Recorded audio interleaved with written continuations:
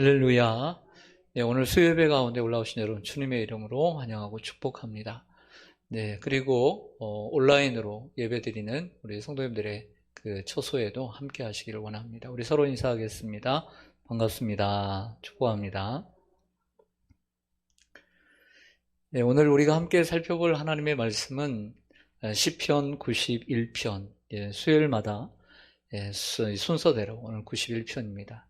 근데 이 말씀은 올해 코로나가 시작된 2월 23일에 주일에 제가 설교를 했던 본문입니다.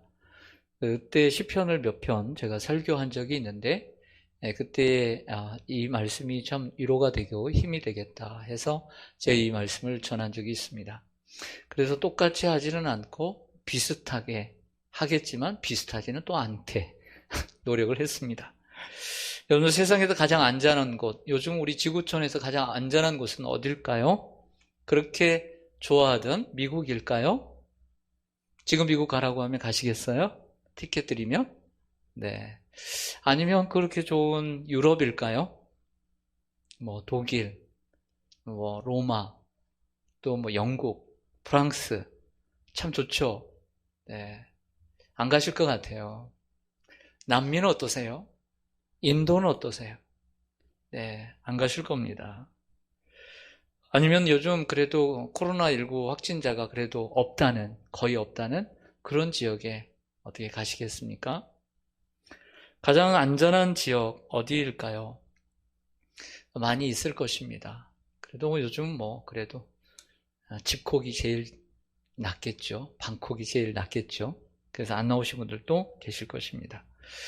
그런데 오늘 시편 91편에서는 가장 안전한 곳을 가리켜 전능자의 그늘 아래라 이렇게 얘기를 합니다. 전능자의 그늘 아래. 그리고 그 앞에는 지존자의 은밀한 곳이다 이렇게 얘기를 하죠. 우리 1절을 한번 같이 읽어볼까요? 시편 91편 1절 시작. 지존자의 은밀한 곳에 거주하며 전능자의 그늘 아래에 사는 자여. 아멘. 이렇게 말하고 있습니다. 오늘 가장 중요한 소재가 나옵니다. 그것은 그늘과 날개라고 하는 단어입니다. 우리가 성경을 읽다 보면 가끔씩 날개라고 하는 단어들이 나오게 됩니다. 오늘 4절에도 하나 더 나옵니다. 4절을 보시면 그가 너를 그의 깃으로 덮으시리니 내가 그의 날개 아래에 피하리로다. 그의 진실함은 방패와 손방패가 되시나니라고 했습니다. 1절에서는 전능자의 그늘 아래라고 했습니다. 그리고 4절에서는 그의 날개 아래라고 얘기를 하고 있습니다. 그러니까 하나는 그늘이라고 하는 단어를 쓰고 있고요. 또 하나는 날개라고 하는 단어를 쓰고 있습니다. 그런데 우리가 여기서 좀 조심해야 될 게 있습니다.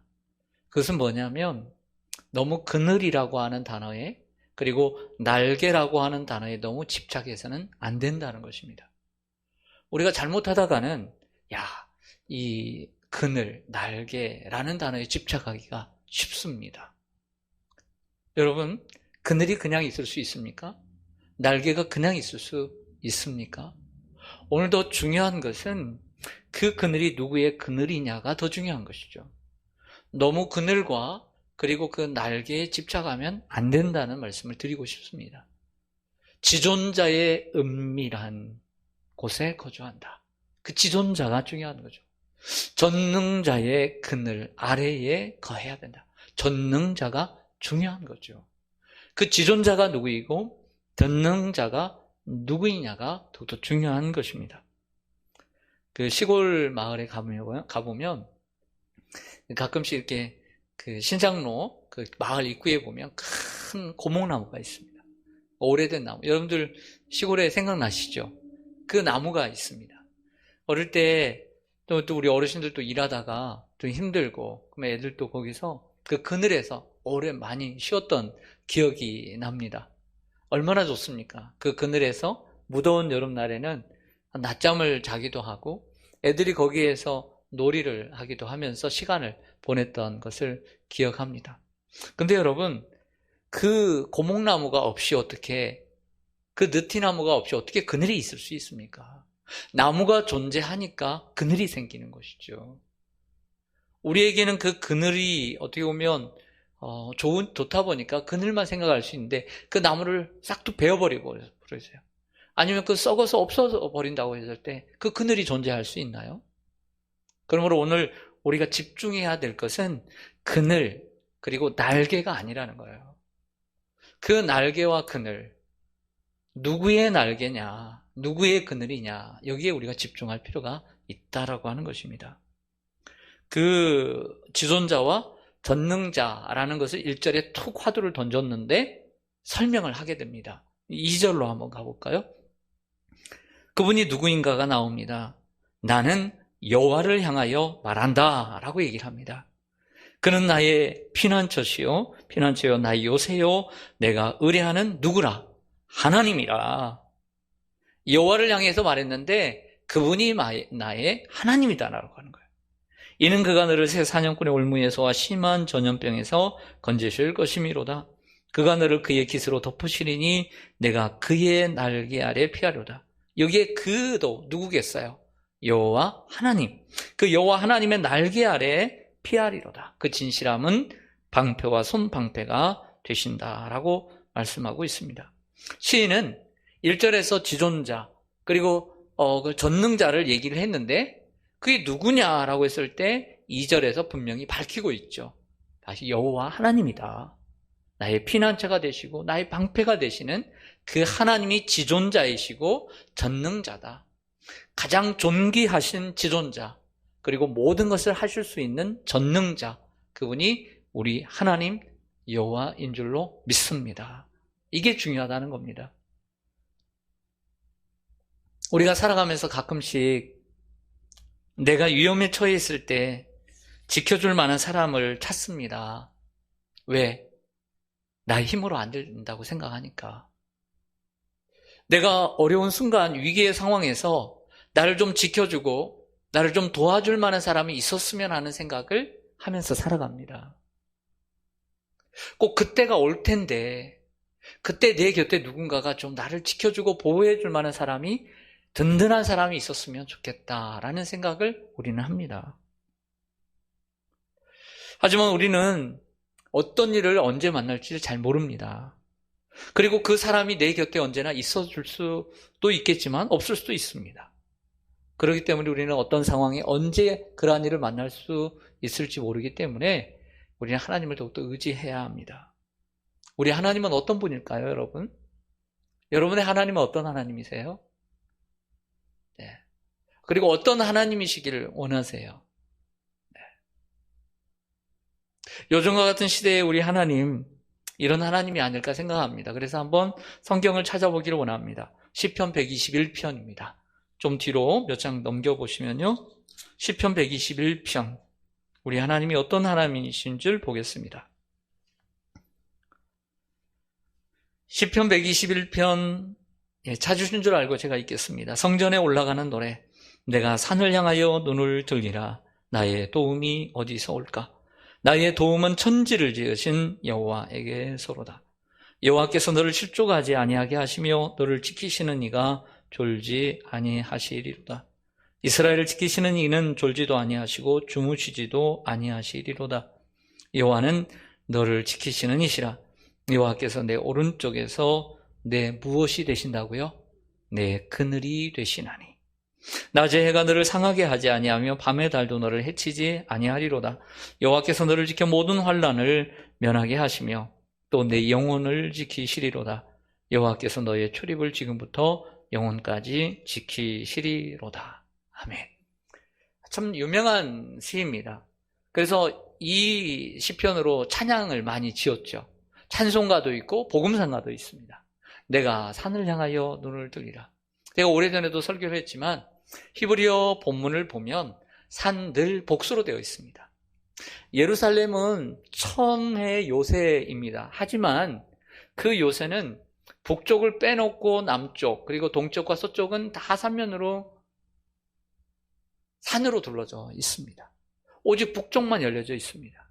그런데 그들은 이 천의 요새지 난공불락의 이 성 그리고 높은 지역에 높이 놓여있는 이 예루살렘에 터를 잡았습니다. 여기가 좋을 거다. 우리를 지켜줄 것이다.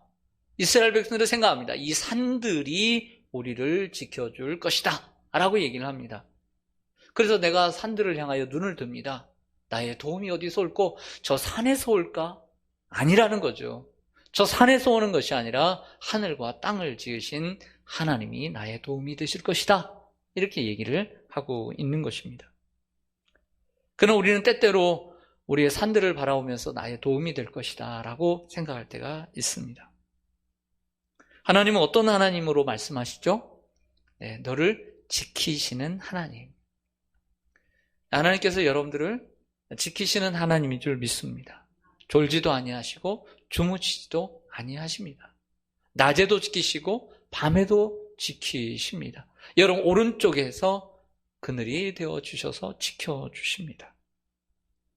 여러분들의 모든 환난, 어려운 속에서도 하나님께서는 특별히 더더욱 여러분들 곁에 계셔서 지켜주실 줄로 믿습니다.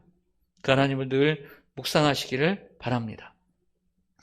자녀는 부모의 그늘 아래서 자란다는 말이 있습니다. 이는 자녀가 부모의 보호 아래서 자란다는 뜻입니다. 여기서도 마찬가지입니다. 그늘이 중요한 게 아니죠. 부모의 그늘 아래서 자란다는 것은 그늘이 중요한 게 아니죠. 부모가 중요한 거죠. 부모가 있으니까 그늘이 있는 것이죠. 부모가 없으면 외로운 삶을 살게 됩니다. 못 사는 건 아니에요. 잘 살 수 있어요. 그러나 힘들게 살 수밖에 없는 것이죠. 그래서 부모님의 그늘 아래 성장하려고 한다면 저는 이렇게 생각합니다. 아직 자녀들이 아주 많이 성장하지는 않았지만 청년들이지만 생각하기를 자녀는 부모님과 친밀한 교제 속에 있어야 된다라고 저는 생각을 해요. 부모는 다시요. 부모와 좋은 관계, 아름다운 관계, 친밀한 관계 속에 있을 때 그 부모님의 보호 아래 있을 수 있다라고 생각을 해요.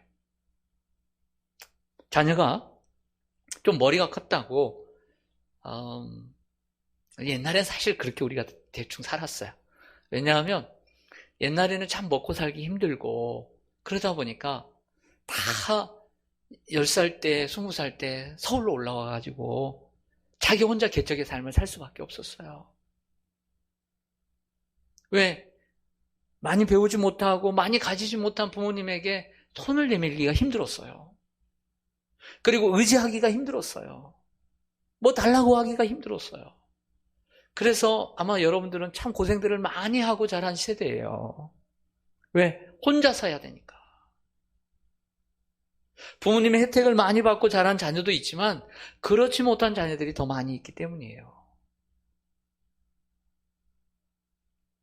그렇다고 해서 우리 모두가 부모님의 도움을 안 받고 컸다는 건 아닙니다.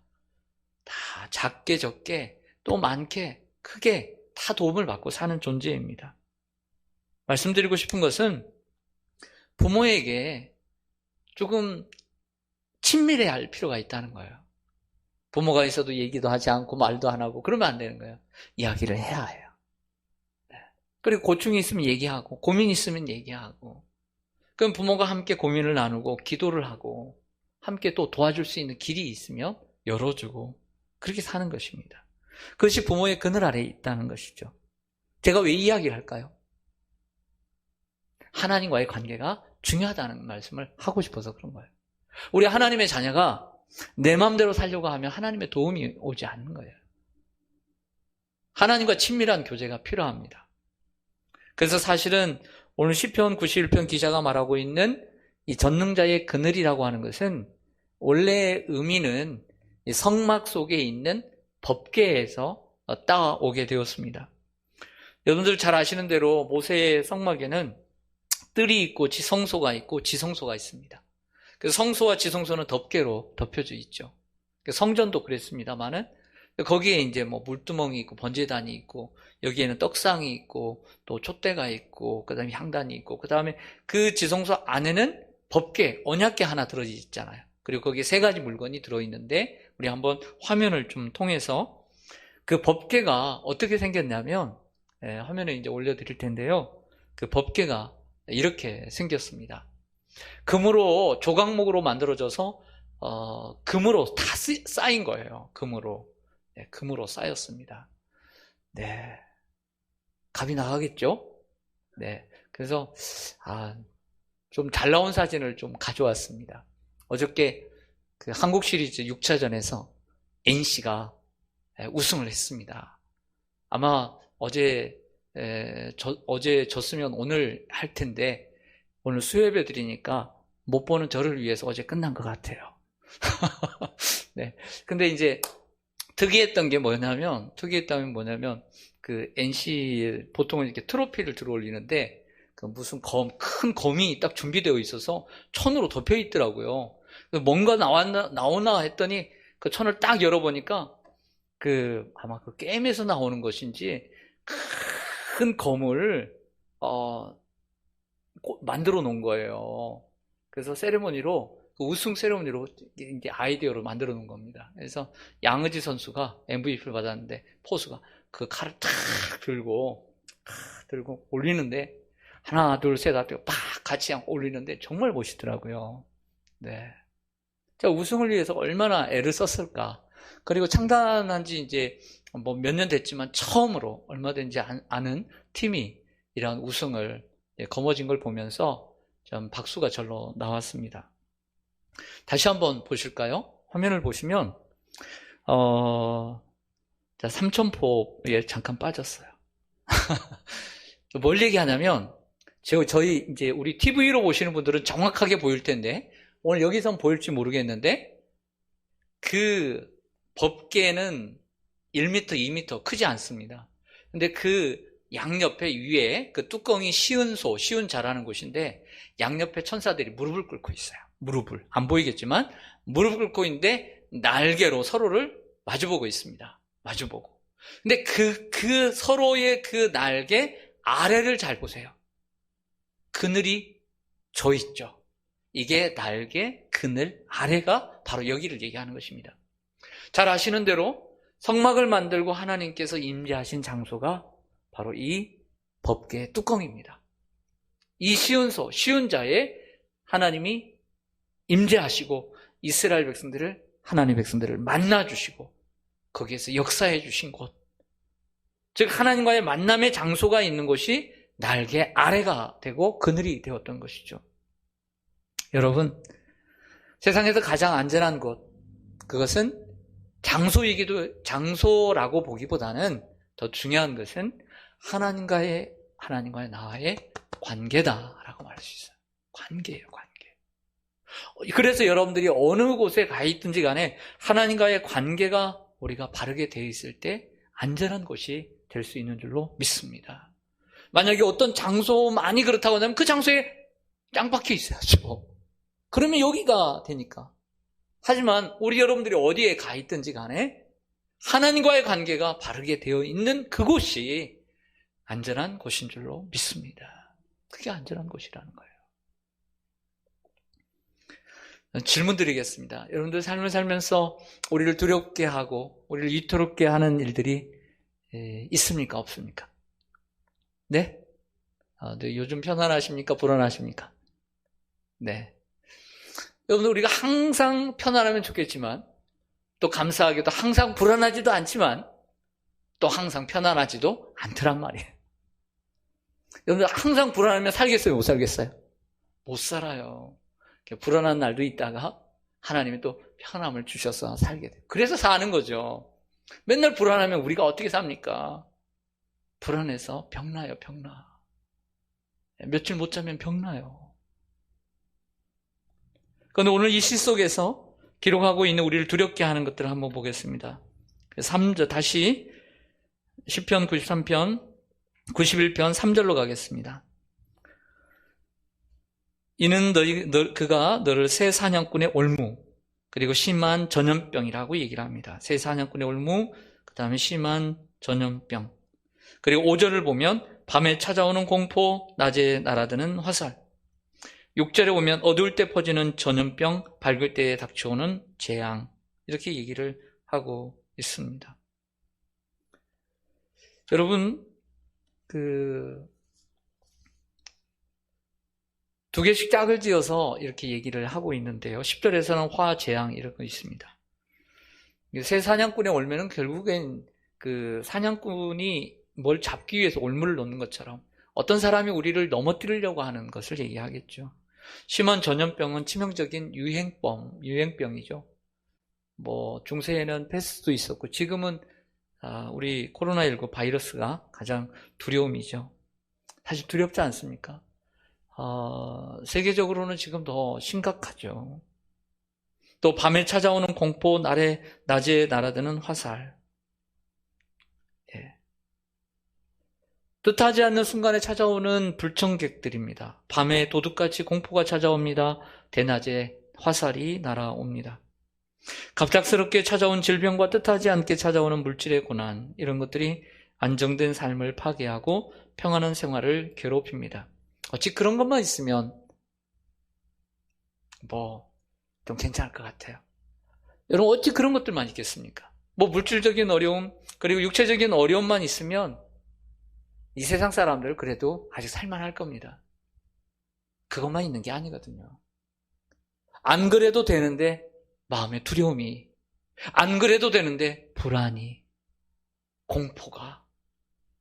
그 사람 그럴 필요가 없는데 두렵고 불안해요. 그러니까 오해는 하지 마십시오. 어떤 육체적인 질병, 그리고 물질적인 아픔, 이런 것들이 가볍다는 얘기를 하는 것이 아니라 이런 것들만 있다면 그래도 좀 숨이 좀 트일 텐데 그렇지 않더라는 거예요. 별것도 아닌 일 가지고 공포와 두려움 가지고 살아가는 게 우리 인생이고 염려와 걱정으로 살아가는 인생이라고 할 수 있는 것이죠. 우리 모두 불안하게 살아갑니다. 평생 모아놨던 소유가 없어지거나 누구에게 빼앗기지는 않을까 두려움 속에 살아갑니다. 혹은 질병이 생기거나 목숨의 위협을 받지 않을까 염려합니다. 혹은 뜻하지 않는 재난과 그리고 생각지 않은 전쟁으로 삶이 파괴되고 평안함을 잊어버릴까 불안해합니다. 혹은 자신을 괴롭혔던 어떤 이가 다시 나를 그리고 다시 내 가정에 찾아와 해코지 않을까 하는 그런 두려움 가운데 잠 못 이루는 가정도 있습니다. 요즘 같은 경우는 코로나 바이러스가 우리에게 위협이 됩니다. 교회 나름대로 참 어렵습니다. 재정도 어려워졌을 뿐만 아니라 성도들이 교회를 3분의 1 이상 교회를 아직도 못 나오고 있고 어려운 가운데 있습니다. 이제 다음 주는 수능입니다. 수능. 저도 1년 전에 그리고 4년 전에 수험생을 둔 부모였습니다. 잠시 생각해 보았습니다. 1년 전에 막 이때쯤 이제 수시를 넣어놓고 그리고 정시를 앞두고 그 4년 전에 그때의 마음 여러분도 경험해 보셨을 겁니다. 아마 그 당사자는 더 힘들 수 있을 것입니다. 그리고 아이들은 더 두려워할 것입니다. 그리고 그 두려움이 더 커질 것입니다. 언제? 다음 달에 합격자 발표할 때. 그때 더 커집니다. 시험 보는 것보다 그것을 기다리는 두려움. 합격의 약속을 기다리면 참 좋은데 모를 때 그 두려움이란 이루 말할 수가 없는 것입니다. 그 중압감 엄청난 거겠죠.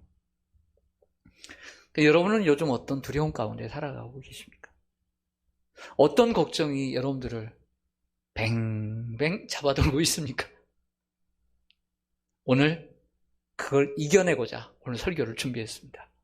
오늘 말씀을 잘 듣고 오늘 좀 해결책을, 좀 비법을 오늘 처방을 좀 받고 돌아가는 은혜가 있기를 원합니다. 할렐루야. 그럼 어떻게 하면 이 두려움을 이길 수 있을까요? 오늘 이 시인은 어떻게 우리에게 그 처방을 내려주고 있을까요? 먼저는 이 두려움 속에서 확신에 찬 고백이 우리에게 필요합니다. 3절을 좀 보실까요? 3절 보시면 이는 그가 너를 새 사냥꾼의 올무에서와 심한 전염병에서 건지실 것임이로다. 아멘. 마지막 표현이 중요해요. 건지실까?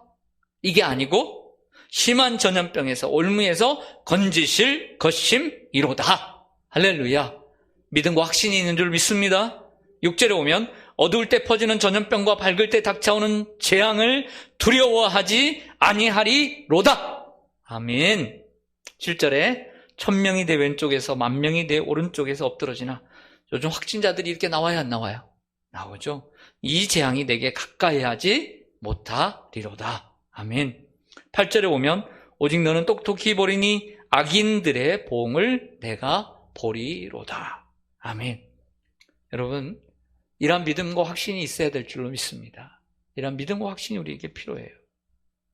이렇게 고백할 수 있었던 것은 내가 지존자의 은밀한 곳에 거주하고 그리고 전능자의 그늘 아래에 있다라고 믿었기 때문인 것이죠. 오늘 두 가지 처방을 함께 받고자 합니다. 첫째는 우리가 입으로 고백해야 합니다. 오늘 시를 보니까 자꾸 이런 말이 반복되는 것을 보게 됩니다. 그 여호와께 대하여 말하기를. 우리는 하나님을 고백해야 합니다. 하나님이 나의 피난처요, 나의 방패라고, 나의 망대요, 나의 강한 성이라고 고백할 수 있어야 합니다. 오늘 2절을 보시죠. 2절을 보시면 좀 전에 읽었지만 나는 여호와를 향하여 뭐 했다 그랬어요? 말을 했다는 거예요. 여호와 그분을 향해서 뭐라고 말하냐면 그는 나의 피난처요, 나의 요새요, 내가 의뢰하는 하나님이라. 이렇게 하리라. 이렇게 했습니다. 여러분들 9절로 한번 가볼게요. 또 여기서는 앞에서는 나는 이렇게 얘기했지만 9절에서는 너가 말하기를. 너가 뭐 하기를요? 말하기를. 여호와는 나의 피난처시라 하고 지존자를 너의 거처로 삼았으므로 화가 내게 미치지 못하며 재앙이 내 장막에 가까이 오지 못하리니. 할렐루야. 여러분들 고백하시길 바랍니다. 처방전 뭐냐면 고백하는 거예요. 네. 이것을 자주 고백해야 합니다. 금쪽 같은 뭐죠? 네? 잘 안 들려요. 금쪽 같은 내 새끼. 네, 금쪽밖에 몰라가지고. 금쪽 같은 내 새끼에 보면 오은영 박사님이 처방을 내려주는데요. 처방을 잘 보세요. 처방이 큰 처방 같지만 작은 처방이에요. 작은 처방이지만 그것을 하루, 이틀, 5일, 10일, 20일 반복하니까 그 프로를 찍고 난 다음에 그 아이가 어떻게 변한 것을 보여주잖아요. 그거 조그마한 거지만 그걸 계속해서 부모가 그 처방을 붙잡고 계속 반복하니까 아이가 변해요, 안 변해요? 변하잖아요. 큰 게 아니에요. 그 아이에 맞는 처방을 딱 내리니까 그걸 노력하고, 그걸 믿고 반복하는 거예요. 이 아이는 이렇게 하세요. 이 아이는 이렇게 하세요. 하나님께서 우리들에게 어떤 처방을 내리냐? 하나님은 나의 피난처입니다. 나의 방패입니다. 나의 송방패가 되십니다. 라고 고백해야 된다는 거예요. 할렐루야. 오늘만이 아니라 내일도 모레도 계속해서 여호와는 나의 목자시니 내게 부족함이 없으리로다. 시편 23편을 외우시는 거예요. 내 원수의 목전에서 내게 상을 차려주시고 기름으로 내 머리에 부으셨으니 내 잔이 넘치나이다. 고백해야 될 줄로 믿습니다. 고백하는 겁니다. 이게 처방입니다. 별게 없습니다. 하지만 대단히 중요한 처방입니다. 매일매일 고백하는 것입니다. 하나님은 내 인생의 주인이십니다. 우리 가정의 주인이십니다. 우리 가정의 피난처가 되십니다. 할렐루야. 이게 오늘 처방입니다. 두려움을 이기는 처방. 하나님을 고백하십시오. 하나님은 나의 인생의 전부입니다. 때로는 예수님은 내 친구입니다. 예수님은 내 친구입니다. 내 친구 되시는 주님께서 늘 내 곁에 계시고 나의 기도를 들어주시고 나를 위로해 주시고 요즘은 새벽에 같이 말씀을 나누면서 저희 계속 말씀을 주시는 게 예수님은 친구다, 친구다, 친구다. 그런데 우리가 구원을 얻는 것도 마음으로 믿어 의에 이르고 입으로 시인하여 구원에 이르는 거잖아요. 여러분, 그래서 우리의 신앙의 고백이, 그래서 또 하나 이 찬양의 은사가 있는 분들, 찬양을 좋아하시는 분들은요, 하나님의 복을 플러스 꽃배기로 받는 분들이에요. 그래서 여러분들 우리가 하나님을 내 하나님이다 고백하는 것은 입술로도 고백이 필요하지만 이 고백이 사실은 찬양이거든요. 그래서 이러한 하나님에 대한 경배에 대한 찬양들을 자꾸 CCM도 좋고요. 찬송가도 이런 찬양들을 자주 불러야 돼요. 그래서 이런 찬양을 자주 부름으로써 도리어 그것이 내 고백이 되는 거예요. 그래서 활용도는 여러 가지가 있을 수 있어요. 활용은. 두 번째로는 오늘 두 번째 처방은 그래서 하나님께 기도해야 된다는 거예요. 기도해야 된다. 여러분들 빌립보서 4장의 기쁨이라는 주제를 가지고 사도 바울이 얘기를 하다가 기뻐하라 내가 다시 말하노니 기뻐하라 그러면서 너희 관용을 모든 사람에게 알게 할지어다 아무것도 염려하지 말고 오직 모든 일에 너희 구할 것을 기도와 간구로 감사함으로 아뢰라. 그러면 지각에 뛰어난 하나님의 평강이 너희의 마음과 생각을 지키시리라 라고 말씀하고 있잖아요. 기도하라고 말씀하고 있습니다. 우리 성경 한 구절 좀 찾아봤으면 좋겠습니다. 시편 57편입니다. 시편 57편. 네, 우리 가정에 있는 분들도 한번 찾아보시기 바랍니다. 시편 57편. 날개, 그늘이라는 단어가 있는 곳입니다. 시편 57편 표제를 보면 다윗의 믹담시 인도자를 따라 알다스에서 맞춘 노래 다윗이 사울을 피하여 굴에 있던 때에 지은 시입니다. 1절 같이 읽죠. 시작. 하나님이여 내게 은혜를 베푸소서 내게 은혜를 베푸소서 내 영혼이 주께로 피하되 주의 날개 그늘 아래에서 이 재앙들이 지나기까지 피하리이다. 아멘. 따라서 하겠습니다. 하나님이여 내게 은혜를 베푸소서 내게 은혜를 베푸소서. 다윗은 자기 신이 당한 이 상황을 재앙이라고 표현을 하고 있고요. 이 재앙이 지나기까지 주님의 날개 그늘 아래에서 피하리이다. 아까 좀 전에 91편에 나와 있는 날개라는 단어와 그늘이라는 각각의 단어를 오늘 이 57편 1절에서는 둘 다 같이 한 절에서 쓰고 있다는 것을 알게 됩니다. 근데 그 57편의 중요한 핵심이 뭐냐면 아래쪽으로 내려가겠습니다. 7절을 보면 이 굴에 있을 때에 하나님이여 내 마음이 확정되었고 내 마음이 확정되었사오니 내가 노래하고 내가 찬송하리이다. 내 영광아 깰지어다 비파여 수금아 깰지어다 내가 새벽을 깨우리로다. 주여 내가 만민 중에 주께 감사하오며 문 나라 중에서 주를 찬송하리이다. 새벽을 깨우리로다.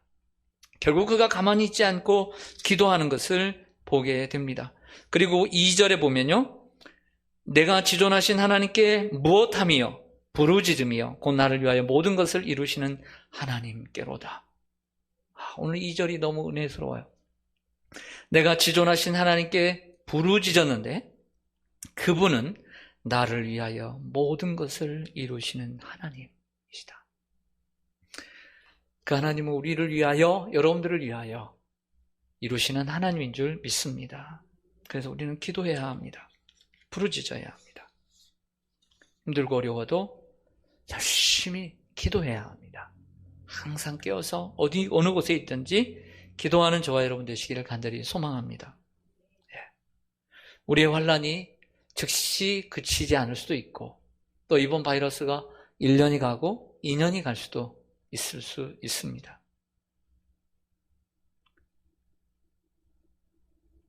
그래도 우리가 이 상황 가운데 하나님을 바라봐야 합니다. 교회의 상황들이 참 어렵습니다. 왜? 성도님들의 상황들이 어려우니까. 어려울 수밖에 없습니다. 하지만 하나님께서 회복해 주실 것을 바라보고 우리가 잠잠히 기도해야 합니다. 어떤 분이 그런 글을 썼더라고요. 마스크를 왜 써야 하는가? 이전에 너무 말을 많이 했다. 필요 없는 말들을 너무 많이 했다. 남을 정죄하고 남을 아프게 하고 불신하고 그런데 우리에게 침묵하라고 마스크를 주진 않으셨을까? 기도하라고 하나님께서 우리들에게 잠잠하라고 하나님을 바라보라고 마스크를 주진 않으셨을까? 이런 글을 어떤 분이 쓰셨더라고요.